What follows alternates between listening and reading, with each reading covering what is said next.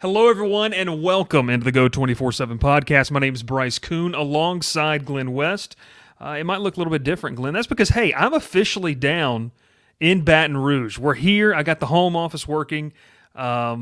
Yes, over my shoulder, you're going to see a Georgia football, but hey, it's signed by Vince Dooley. I think everyone can appreciate greatness, what it is. That's all it is. We're not bringing anything else over here.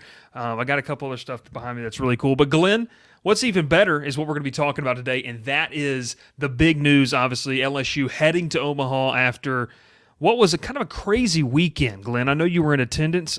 Did you escape from the box on Saturday to go get food and come back? Like, what was your – we could do a whole podcast on what was your itinerary on Saturday?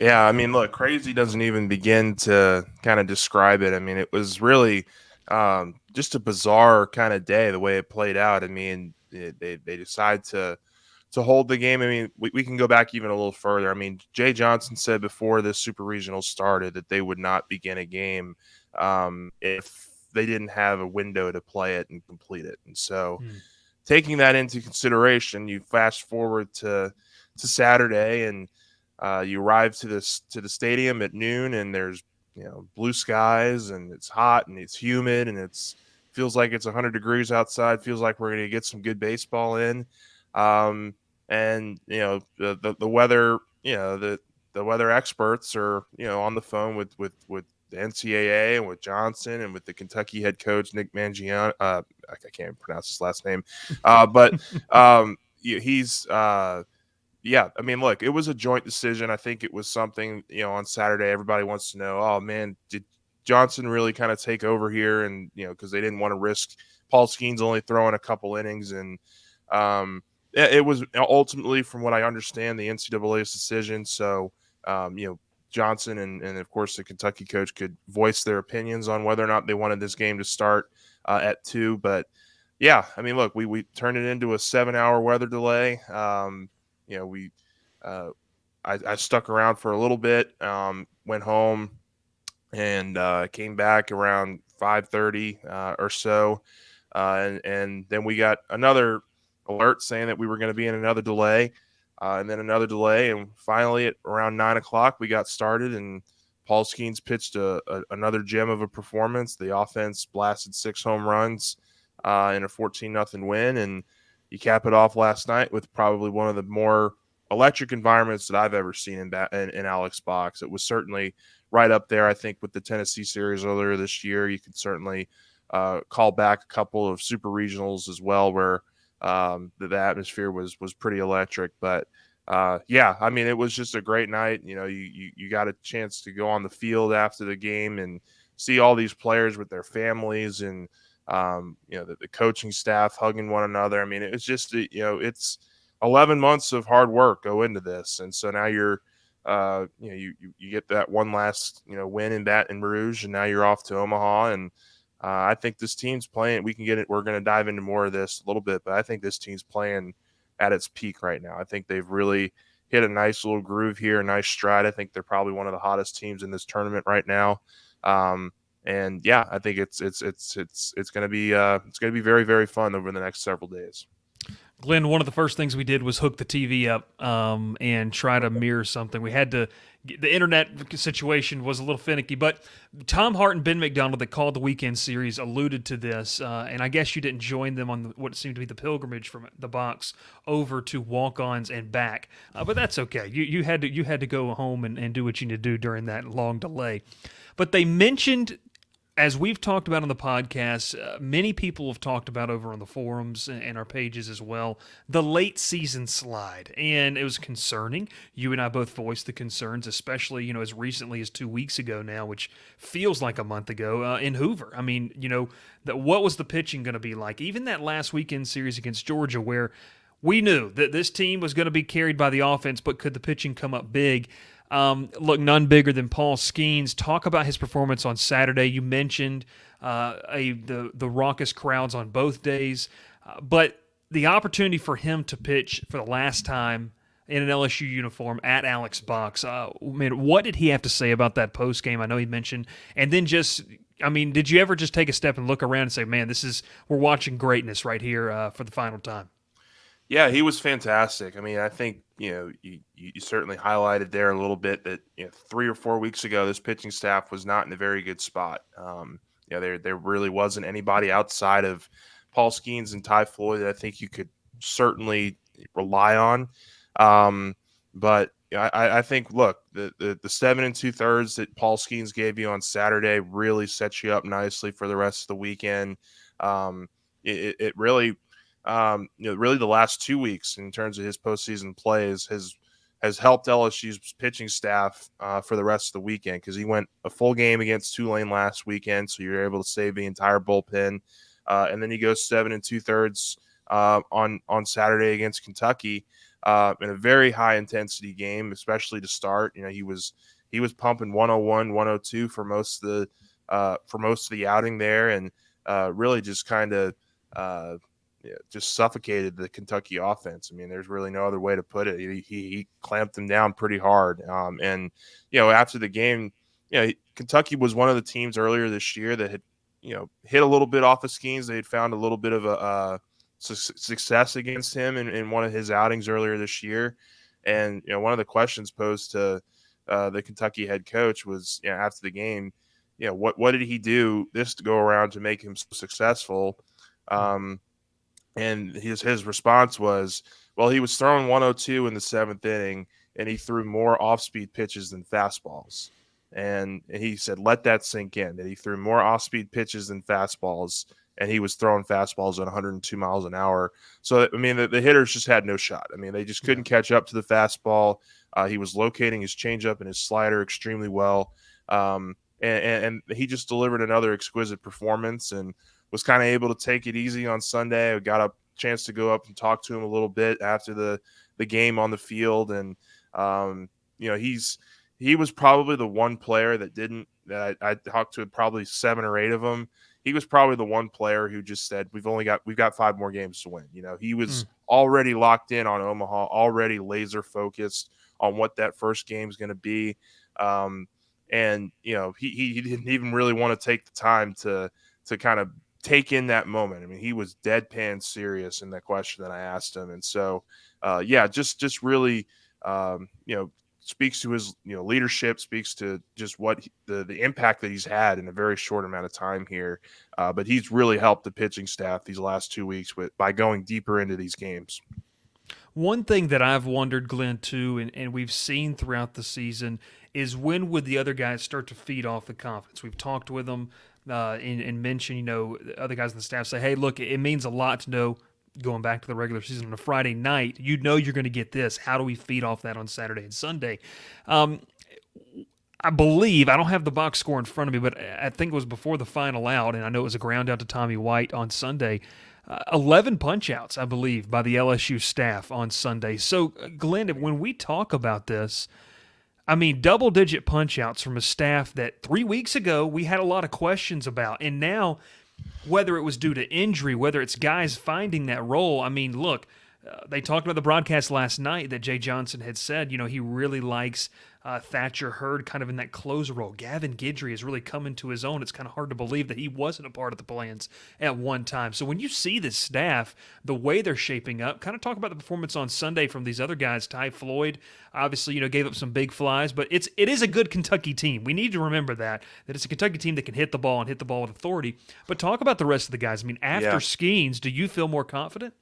Oh, I feel a lot more confident, and I think probably the one thing that you can say about this postseason is that LSU hasn't had to go deep into their bullpen. They've done a really nice job, I think, over the 3 games in the regional and the 2 games here in the super regional of really finding 6 or 7 guys that they feel like they can really count on in Omaha, and so those are probably going to be the first names that you see coming out in this first couple games. But look, I think the biggest reason that LSU has won that game last night and is on their way to Omaha it is the bullpen. Riley Cooper and Gavin Guidry were phenomenal in relief of Ty Floyd. And Floyd, the one thing I'll say about Floyd is he gave up a few home runs. The off speed was not very controlled last night, but he competes. I mean, he really it took him, I think, 70 something pitches to get through 3 innings. Yeah. And it was just not, he just didn't have his best stuff, but he consistently got himself out of bad situations. He left two runners in scoring position in the first inning. He left two on in the third. It could have ballooned on him a little bit, but he didn't let it. He didn't let those home runs get to him, and thought he competed really well. But Riley Cooper and Gavin Guidry were the story to me. Those two were phenomenal. You mentioned the 11 strikeouts, but they only had two walks, and Mm-hmm. as well as anybody, like, you know, this pitching staff has struggled with free Yeah. passes this year, and the fact that they were able to, in Cooper and Guidry's case, combined for six of those strikeouts, not allow a run over the final, almost 6 innings, 5 2/3 innings. They did not allow a single run. That was huge. They were absolutely phenomenal. Jay Johnson was asked after the game about Gavin Guidry, and we'd heard this story earlier this week. But when the news about Wes Johnson broke after the regional, one of the first people in Jay Johnson's office was Guidry, the freshman, and he walked in and he told Johnson, "Look, I don't care who's calling the pitches. I'm going to strike these dudes out no matter what." And so this dude is just different. He's got that insane mentality that just makes you want in a closer. I mean, he's going to be the closer for this team in Omaha. He got the final 10 outs and struck out four of the guys that he faced. And he was just great. I think he did a really nice job.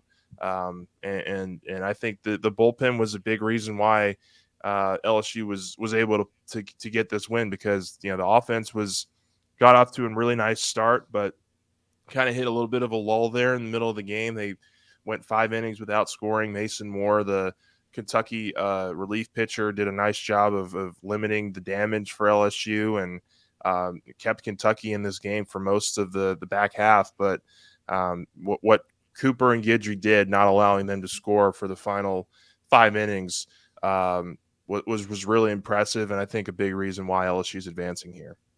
Yeah, and you mentioned the work of Moore. I was paying attention to a couple of the Kentucky reporters as well, and they said that's a guy who, over his last couple appearances is making a case to be their Friday night starter going into next season. So hats off to him. But look, they couldn't have done it without the bats, Glen. And as I was watching the game and catching up on parts that I had missed as we were moving in, you going through the box score, and you're just seeing guys just contribute from everywhere in the lineup. It's something we saw early in the season, maybe against some lesser competition. It still happened, maybe not as a high clip against SEC type talent, but man, I mean, who stood out to you? I'll give mine, and you may have the same. Trey Morgan was just impressive. His Yeah. ability and his mindset. I mean, look, we talk so many times when we talk baseball, and obviously you've covered it, and I have as well. When you see a guy that is trying to shoot the ball to left center field, and that's his mentality, he's going to do a lot of other great things. And that kind of seemed like that was his mentality. Now, that last at bat, that was filthy. The guy throwing against him was literally throwing from behind him, it felt like, that Yeah. lefty on lefty. But Morgan coming into his own. Obviously, Dylan Cruz with a dagger there at the end of the game. Gavin Yeah. Dugas starting to pick it back up. Obviously, Travinsky. I mean, Beloso's home run, which was Yeah. just got out of there quickly. I mean, this lineup, we know what it does. And they're peaking at the right time. I mean, look, it's a great time to be hitting the ball, and it's also they're feeding off one another. It's contagious, and you can tell. Yeah, I mean, you summed it up pretty well there. I mean, I thought that Trey Morgan was probably, if there was an MVP of the Super Regional, he would have been the MVP. He really got LSU's offense off to a fantastic start on Saturday. He had 4 hits, 2 home runs. Tommy White seemed to find himself Mm-hmm. in that first game as well. He had a couple home runs, and really those two, I think, set the tone for the rest of the weekend in terms of the power and the consistency that they showed at the plate for most of the weekend. Um, I mean, Dylan Cruz had, I think, 6 at bats. He drew 4 walks in this game, and he had 3 RBIs, and Yeah. he only had 1 hit on those 3 RBIs. Like, he was very, very efficient, and Kentucky was not going to let him, or they didn't want him to be the one that got that final that final hit, that kind of gave LSU the separation they needed. Their game plan going in was not to give Cruz much to swing at. I thought he was very disciplined in his at bats, and he just kind of waited for that opportunity, waited for his moment to come, and it came in the ninth. And I'll never understand why you pitched to Dylan Cruz with two runners in scoring position, um, with one out in the ninth. I mean, or maybe it was two outs in the ninth. I can't quite remember, but I think it was two outs actually. But yeah, I mean, like you just knew that if he was going to get a pitch over the plate, he was going to connect on it, and he was going to give LSU that kind of separation that they needed. So that was really good to see. But I think Cade Beloso's home run, in the second inning there, or third inning, was really the tone setter for Sunday's game. Really just did a phenomenal job of teeing that one up, and he had struggled a little bit, in the first game, and he only had one hit. I mean, his home run was the only hit of the weekend. So, but it was the most timely hit. It was the most. It's something you want to see out of these veterans, and I just come back to where this team would be if Beloso and Travinski hadn't decided to come back, because those were real conversations last year after their seasons ended prematurely with injuries. It was really a concern, or just a thought that they had if they were even going to come back this year and play. And they've turned into LSU's two of their most clutch hitters, and certainly delivered in big ways in the postseason so far. So I 1 through 9, I think this lineup is peaking at the right time. It's one of the questions that I had for the players and for Coach Johnson after the game. I think they feel like they're hitting a stride that they haven't hit all year, and I think that's a really, really good sign here as you head to Omaha. It's a good sign. It was a great final weekend at Alex Box. And now you get to go to Omaha, Glen, where all eyes are going to be today on the game between Southern Miss and Tennessee. Tempers have already flared in that game. I don't know how much you've seen of the back and forth between those two teams. This game will obviously, the winner of this game, LSU, will play in that first round matchup. I don't think it matters necessarily who you play, Glenn, in Omaha, because look, every team has earned the right to be there. Like whoever plays Oral Roberts, which hats off to Oral Roberts. I mean, that is a fantastic run as a 4 seed to be able to make it to Omaha. Everyone's good, but shaping up, and as we get closer to getting to Omaha, we're going to do some previews on the site, but just talk about peaking at the right time. And in your opinion, I mean, do you think right now it matters who LSU plays, whether it's Southern Miss or Tennessee, or when they get to places? I mean, I feel like maybe they match up right now as they're playing their best ball against anybody in the country, and that's what a lot of people thought when they were ranked first for 11 straight weeks. Yeah, so I do think that the only reason I'll say that maybe it doesn't matter is because right now, if you had to pencil in a starter for that first game, I think you're picking Paul Skenes to get you off to a good start in game one in Omaha. And I think he can pretty much demolish any lineup in college baseball. I mean, he's a MLB level pitcher that's pitching college baseball right now. So whatever game that they decide to throw him in, whether it's the first or the second game, I think that he's going to be able to limit whatever the opposing offense can do. I think probably the more interesting story here is that LSU will be playing either Tennessee or Southern Miss, and those are the two teams that have knocked them out of the tournament the last 2 years. So, Tennessee got them in 21, and Southern Miss got them last year in their own regional. So, it's going to be, I think there's certainly some players who were on both of those teams that will remember that, and maybe just use that as extra motivation. And I think the real interesting piece here is going to be whether or not they pitch Skenes in the first game or if they save him for later in the tournament. I would lean towards them pitching him early, just because if they pitch him early and they do what they want to do in this tournament, that they'll be able to use him again later, in one of the final games if they're able to get there. I would probably say that that's the structure. That's probably what Jay Johnson's thinking here on Monday morning. I mean, he's still waiting to see. I mean, he told us last night, like, he wanted his team to enjoy this for the night, but they were getting back up to work on Monday, and they were going to be full throttle on who they were playing, what the matchups look like, what the weather conditions look like for the early part of the Omaha trip. And so yeah, I think they are all in now on this thing, and they want, now that they're here, they want to win it, and I think they have as good a chance as any with the way that these guys are playing complementary baseball. I mean, they did. I don't think they committed an error. Maybe I was wrong. Let's see. Let's go back here real quick. Okay, they committed one error on Saturday night. They didn't commit any errors last night. They played really good defensive baseball this last weekend against a team in Kentucky that you had to absolutely play elite defensive baseball. I mean, that Jordan Thompson throw. Oh, I don't know if you had a chance to see the highlight of that, but what was that's better, Thompson's throw or Morgan's stretch? I mean, was it was ridiculous. up there. I'll probably lean the Thompson throw just because prime Derek Jeter would have a hard time making Yeah. that play. I mean, it was insane that he was able to contort his body like that and really deliver a pitch perfect throw. But yeah, it was, they played really great defense. Obviously, the pitching staff did what it was supposed to do. The offense scoring 22 runs in the two games combined was really important. And I think this is a team that's playing with a lot of confidence and a lot of momentum, which is really what you want to see at this time of year, because there are a lot of teams that are going to be in this tournament that are exactly like LSU, that are playing some of their best ball.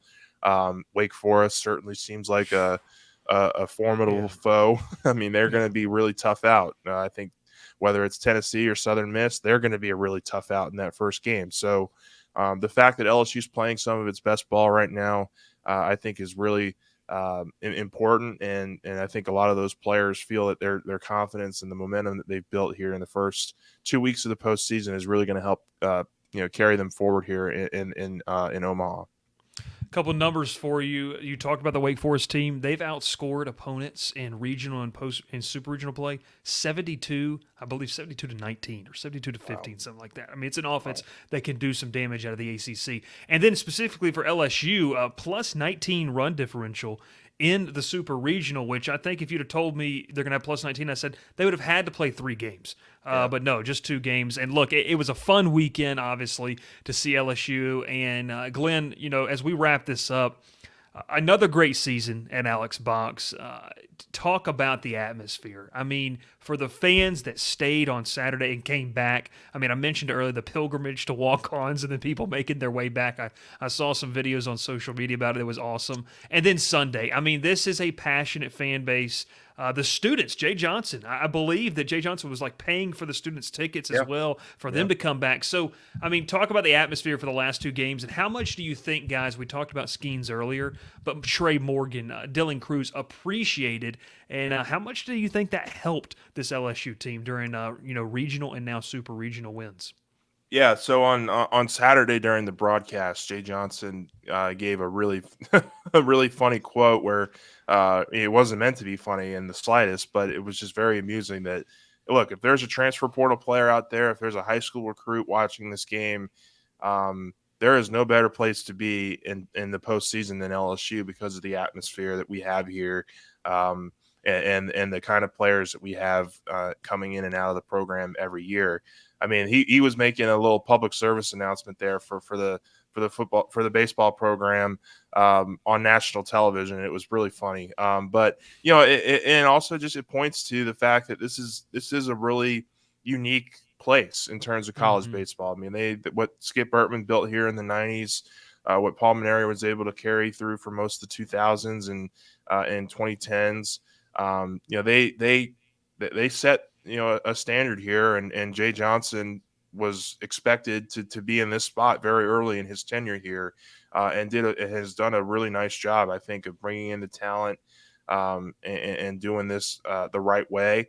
But look, for the players, this was 3 years coming for that core group of Dylan Cruz, Trey Morgan, Jordan Thompson, Ty Floyd, Gavin Dugas, who's been here for 5 years. He's been a part of a super regional team. Beloso was a part of a super regional team that they lost. So being able to, I think, have some, some gratification with winning this one at home and actually getting to Omaha and punching that ticket this time, I think that it's a giant weight lifted off these players' shoulders. They were ecstatic. I mean, pretty much every player after the game uh, told me it was like one of the best moments of their life, just being in that environment with their families and with their teammates and with the fans. It was electric, and the Crews at bat there in the ninth inning, it was probably as loud as I've ever heard it. Alex Box, I mean, my ears were ringing a little bit there. Certainly when they got the final out there, was really a special moment. You saw Jay Johnson hugging a bunch of coaches and players, and they were lifting him up in the air and dousing him in Powerade and water. And yeah, I mean, it was just a really special kind of hour to hour and a half after the game. And these players have worked hard for it. Trey Morgan turned to me, and I got a nice little quote from him. We earned this, is what he said. We didn't want to leave this up to chance. We wanted to come out here and really dominate this weekend. And they certainly did that, with the 19 run differential I think you just mentioned there. So, yeah, look, it was a great weekend.